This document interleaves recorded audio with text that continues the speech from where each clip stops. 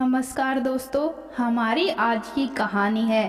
पति के गुजरने के बाद भवानी के बेटे ने उसे अपने साथ घर ले जाना चाहा, पर भवानी अपने पति की यादों के सहारे इसी गांव में ही रहना चाहती थी।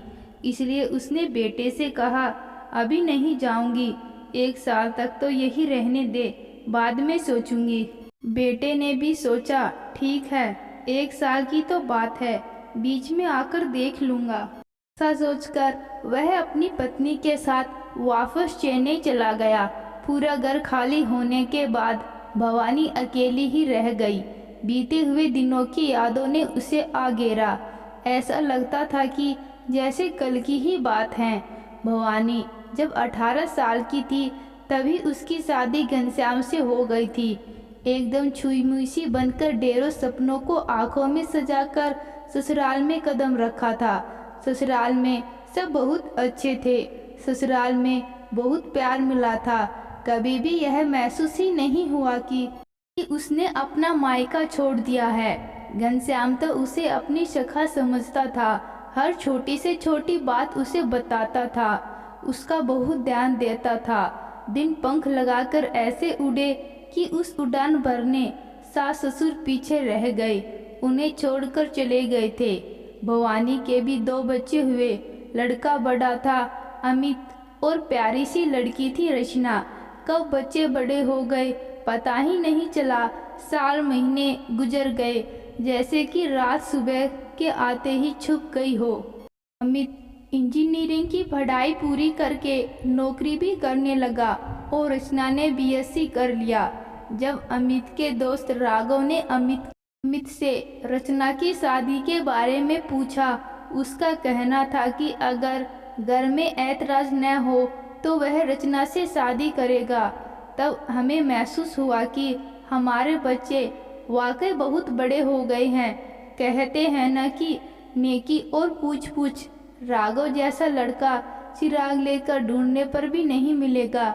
हम सब उसे अच्छे से जानते थे और रचना ने भी कोई ऐतराज नहीं किया था। बस फिर क्या, चट मंगनी पट ब्याह हो गया। राघव के घर में भी सिर्फ माँ ही थी। अकेला लड़का था। गांव में खेती बाड़ी और एक पुश्तैनी मकान था। माँ गांव में ही रहती थी। राघव के पास कभी कभी आकर 10-15 दिन रह जाती थी। रचना शादी के बाद राघव के साथ हैदराबाद चली गई थी। अमित की शादी भी उसके साथ ही नौकरी करने वाली लड़की दिशा से हो गई। वे दोनों चेन्नई में रहने लगे। इतने सालों से बड़ा पूरा परिवार था। अब सभी पंछियों के पर आ गए थे। वे अपनी अपनी ठिकानों को ढूंढते हुए अपनी मनचाही मंजिल की तरफ निकल गए और अंत में रह गई भवानी और घनश्याम। पहले तो दोनों को घर काटने के लिए दौड़ता था, परंतु दोनों अपने पुराने दिनों की यादों में जी लिया करते थे। अब उनकी खट्टी मीठी यादों में उन्हें अपनी मेहनत, मुश्किलें और उनसे उबरने के लिए किए गए संघर्ष याद आते थे। दोनों को कभी जी भरकर बातें करने का समय नहीं मिलता था। आज वे अपनी जिंदगी जी रहे थे, परंतु विधि का विधान ने कुछ और ही तय किया। एक रात घनश्याम बाथरूम में फिसलकर गिर गए और दीवार से सर के टकराने से वही उनकी मृत्यु हो गई। दोनों बच्चे आए क्रियाक्रम के बाद। बेटे ने बहुत जिद की थी अपने साथ चलने के लिए, पर भवानी ने 1 साल की मोहलत मांगी थी। देखते ही देखते 1 साल बिना पति के ही गुजर गया। ईश्वर ने दोनों को 7 जन्मों का साथ दिया था, तो बीच में ही एक को ले जाकर नाइंसाफी कैसे कर सकते हैं। अब साल होने को है। भवानी डर रही थी कि गांव की यादों को छोड़कर शहर की तरफ जाना पड़ेगा। कैसे मनाऊं बेटे को कि कुछ साल और यही अपने पति की यादों के सहारे जीना चाहती हूँ। उसने सोचा, ईश्वर के भरोसे छोड़ देती हूँ, जैसा होना है वैसा ही होगा। होने को कौन टाल सकता है। तभी फोन की घंटी बजती है। भवानी अपने ख्यालों की दुनिया से बाहर आई और फोन उठाया तो रचना थी। माँ कैसी हैं? इधर उधर की बातें करने के बाद उसने कहा, माँ, पिताजी को गए 1 साल हो जाएगा और बरसी पर आकर भाई आपको अपने साथ ले जाएगा।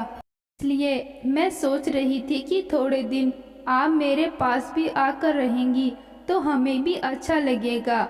बच्चे आपको बहुत याद करते हैं। बोलिए, कब की टिकट कराऊं? भवानी ने कहा। रुक जा, मैं सोचकर बताऊंगी। इतनी भी क्या जल्दी है? पड़ोस में रहने वाली रुक्मणी देवी का बेटा भी हैदराबाद में रहता है। वह अपने माता पिता से मिलने आया था तो भवानी ने उसके साथ जाने का फैसला कर लिया और टिकट कटाकर रचना को बताया।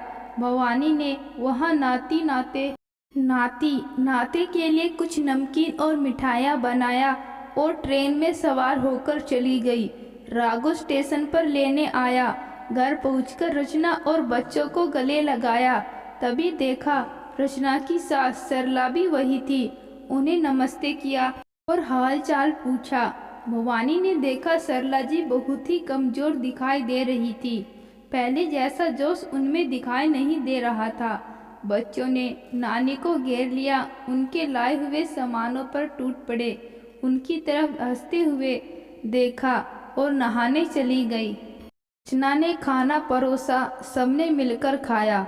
खाना खाते समय भी सरला जी ने कुछ नहीं कहा। थोड़ा सा खाकर वे उठ गई। भवानी ने देखा सरला पूरे घर का काम अकेले ही कर रही है। झाड़ू पोछा, कपड़े धोना, सब काम करके वे अपने कमरे में आराम करने गई कि नहीं रचना ने पुकारा, माँ जी आपने पेड़ों में पानी नहीं डाला है। वे फिर वापस आ गई और पेड़ों में पानी डालने लगी। जब भवानी ने रचना से कहा, रचना तुम्हारे पास इतने नौकर थे, वे सब कहाँ गए? सरला जी क्यों काम कर रही है? रचना ने कहा, माँ आप नहीं जानती हैं, ये इतनी चंट है कि बीमारी का बहाना करके यहाँ रहने आ गई हैं। 5 महीने हो गए हैं, अभी भी यही हैं। मैं इतने काम अकेले कैसे करती? बोलिए ना, वैसे भी वे मेहमान तो नहीं हैं, यही रहने आ गई हैं। फिर मैं अकेले इतने लोगों का काम क्यों करूं? मुझसे नहीं होता। वैसे भी आपको मालूम है इनकी दवाइयों का खर्चा, फिर खाना, यह सब करते हुए नौकरों की तनख्वाह। न बाबा न, मैं तो इतने पैसे नहीं खर्च कर सकती, इसलिए मैंने नौकरों की छुट्टी कर दी। गांव में भी अपना काम खुद करती थी और पर यहाँ थोड़ा ज़्यादा लोगों के लिए काम करना पड़ता है, पर हम सब उनके अपने ही तो हैं। भवानी ने कुछ नहीं कहा। रचना हमेशा माँ से चिपकी रहती थी, इसलिए भवानी को सरला से बात करने का मौका ही नहीं मिलता था। भवानी को आए 5 दिन हो गए थे। रचना ने सुबह सुबह आकर कहा, माँ आज आप दोनों के लिए ही खाना बनेगा, हम लोगों को बाहर जाना है, आते आते शाम हो जाएगी।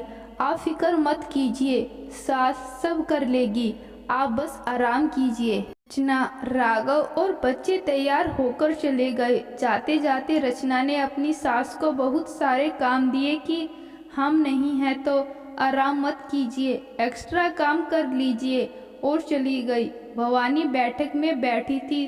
सरला ने खाना बनाया और रचना के बताए काम करने लगी। फिर 1 बजे के करीब भवानी को खाना खाने के लिए बुलाने आई। भवानी ने उन्हें अपने पास बिठाया और कहा, आप कैसी हैं? उनके इतना कहते ही सरला रोने लगी। भवानी ने उन्हें रोकने की कोशिश की कि 10 मिनट के बाद वे संभली और कहा, मैं ठीक हूँ, आपके पास अपना मकान, खेती बाड़ी सब थी न, फिर आप इनके पास यहाँ। सरला ने बताया कि गांव के मकान को इन लोगों ने बेचकर यहाँ 2 घर दोनों बच्चों के नाम खरीद लिया और मुझे यह कहकर यहाँ लाए कि इस उम्र में अकेले नहीं रहना, हमारे साथ रहे। वैसे भी आजकल थोड़ी सुस्ती सी रहती थी, सोचा चलो अपनों के साथ रह लूँगी तो मन को आराम मिलेगा। यहाँ आने के बाद रचना ने मेरी यह हालत कर दी। मुझसे कहती है कि काम करने वाले आना नहीं चाह रहे हैं, इसलिए अपना काम खुद करना है। कोई बात नहीं है, कर दूंगी, पर अकेले नहीं हो पाता है। एक दिन रचना नहीं थी तब काम वाली पैसे लेने आई थी। उसने मुझे बताया था कि आपसे काम करवाने के लिए ही रचना भाभी ने हमें काम से हटा दिया। आपकी बेटी है, उसकी बुराई आपसे करूं अच्छा नहीं लगता। वापस भी नहीं जा सकती क्योंकि अब मेरे पास रहने के लिए घर भी नहीं है। उन्हें मैंने चुप कराया और हम दोनों मिलकर खाना खाने लगे। मेरे मन में उथल पुथल मची थी, कुछ करना है यह सोच रही थी। पड़ोस के लड़के से मैंने बात की और कहा, दो टिकट गुंटूर के लिए ला दोगे?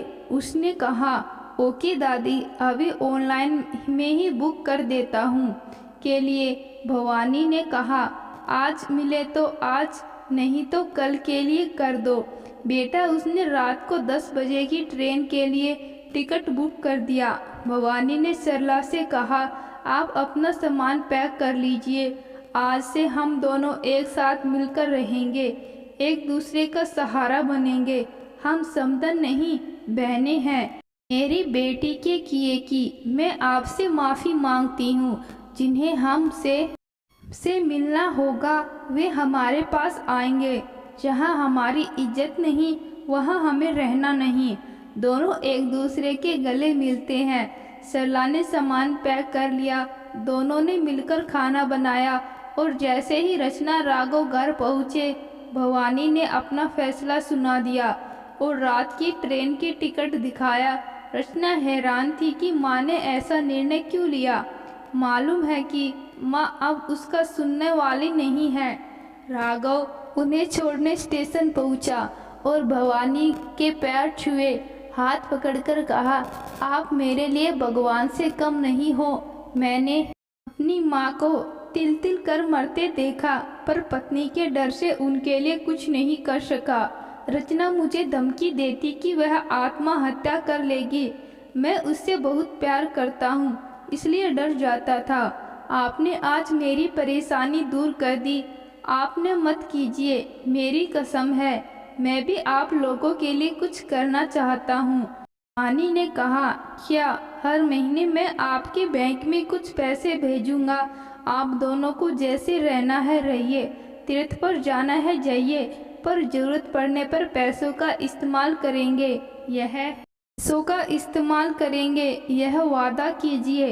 दोनों ने हंसते हुए कहा, क्यों नहीं, आप हमारे बच्चे हो, आपसे नहीं तो किससे मांगेंगे। सरला ने और भवानी ने राघव को आशीर्वाद दिया और ट्रेन में बैठ गई। राघव के घर पहुंचते ही रचना ने गाना शुरू किया। मेरी माँ को आपकी माँ ने ही भड़काया होगा। राघव ने कुछ नहीं कहा। रचना तंग आकर कुट करते हुए सो गई। दूसरे दिन सुबह ही उसने काम वाली बाई, खाना बनाने वाली बाई और गार्डन को फोन करके बुला लिया। रचना सोच रही थी कि यह माँ को क्या हो गया है। उन्हें तो भाई के साथ चेन्नई जाना था, जबरदस्ती मेरी सास को भी अपने साथ ले गई। इन्हें समझना तो मेरे बस की बात नहीं। वहाँ पहुँचने के बाद फ़ोन भी नहीं किया है। मैं भी नहीं करूँगी, उनकी ही बेटी हूँ, न दिखती हूँ। कब तक मुझसे नाराज़ रहेंगी। तभी रचना के नाम से कोरियर आता है। उसे समझ नहीं आ रहा था कि उसके नाम किसने कोरियर भेजा है।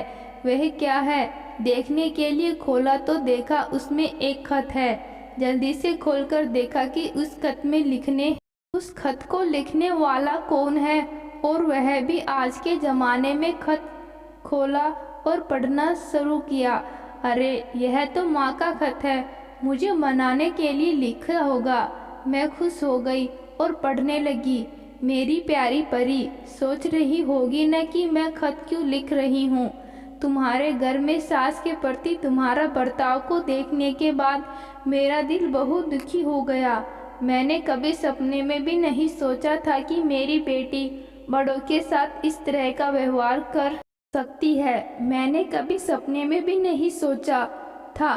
तुमने बचपन से मुझे अपनी दादी के साथ देखा। कभी भी मैंने उनके साथ गलत व्यवहार किया था क्या? और तुमने तो हद ही कर दी। सारे नौकरों की छुट्टी करके अपनी माँ समान सास से काम कराया, यह कहते हुए कि 2 वक्त का खाना और दवाइयाँ दे रही हूँ। तुम कमा रही हो नहीं ना? उनका बेटा, जिन्हें उन्होंने पति की मृत्यु के बाद बहुत मेहनत और मुश्किलें झेलकर पढ़ाया है, वह कमा रहा है। सास का हक है अपने बेटे के पैसों पर। उन्होंने कभी हक नहीं जताया। अपनी मर्जी से अपने घर में रह रही थी, उसे भी बेच दिया और उन्हें अपने ही घर में नौकरानी का दर्जा दिया। तुम छोटी हो पर कोई काम नहीं कर सकती हो, इसलिए घर भर में नौकर रखा। वे तुमसे बड़ी हैं, बीमार हैं, पर तुमने घर के नौकरों को हटाया और उनसे घर का सारा काम कराया। एक बार भी तुमने राघव के बारे में नहीं सोचा था कि माँ के लिए उसे कितना दुख होता होगा। मैंने फैसला कर लिया है कि तुम्हारे भाई मुझे अपने साथ उसके घर जाने के लिए कहेगा तो मैं नहीं जाऊंगी, क्योंकि मेरे दिए गए संस्कार तुम में हैं। तो ही तुमने इस तरह का व्यवहार अपनी सास के साथ किया है। तुम्हारी भाभी तो दूसरे घर से आई है, तुम्हारी देखा देखी वह भी ऐसा ही कुछ करे तो नहीं। अच्छा हुआ परी बेटा, तुमने मेरी आंखें समय रहते ही खोल दी। अब मैं मरने के बाद ही इस घर को बेचूंगी। तुम्हारी सास के समान बच्चों की बातों में नहीं आऊंगी। और एक बात कान खोलकर सुन लो, तुम्हारी सास और मैं एक दूसरे का सहारा बनकर यही रहेंगे। तुम्हारी की गई गलती को मुझे ही तो सुधारना पड़ेगा, है ना? हमें देखने की इच्छा होगी तो तुम लोग भी यहाँ आ सकते हो। मुझे लगता है कि शायद मैंने तुम्हें अच्छे संस्कार नहीं दिए हैं। क्या तुम्हारी माँ भवानी? पत्र पढ़कर रचना की आंखों से पश्चाताप के आंसू बहने लगे। तो दोस्तों, आज की कहानी आपको कैसी लगी कमेंट बॉक्स में ज़रूर बताना। धन्यवाद।